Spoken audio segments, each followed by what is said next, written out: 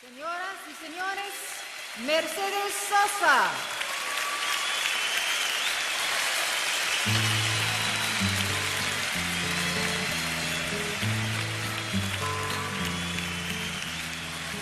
Gracias a la vida que me ha dado tanto, me ha dado el sonido y el abecedario con las palabras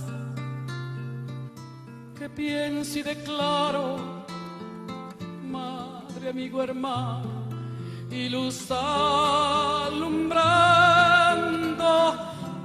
la ruta del alma del que estoy amando.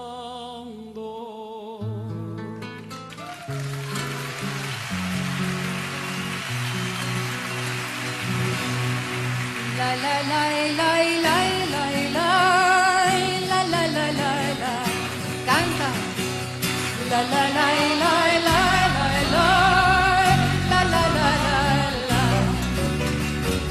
Gracias a la vida que me ha dado tanto, me ha dado el oído que en todo su ancho rábanos y días, grillos y canarios, partidos turbinas, ladridos chubascos y la voz tan tierna de mi bien amado.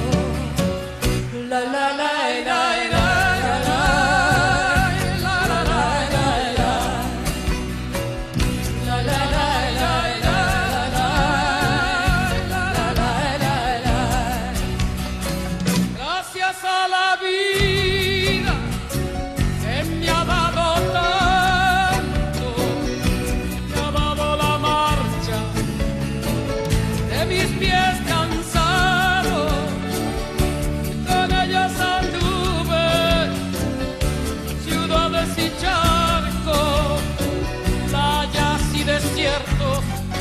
Montañas y llanos y la casa tuya, tu calle y tu patio.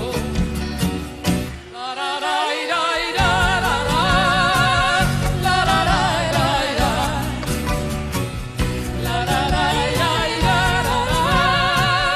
la la la.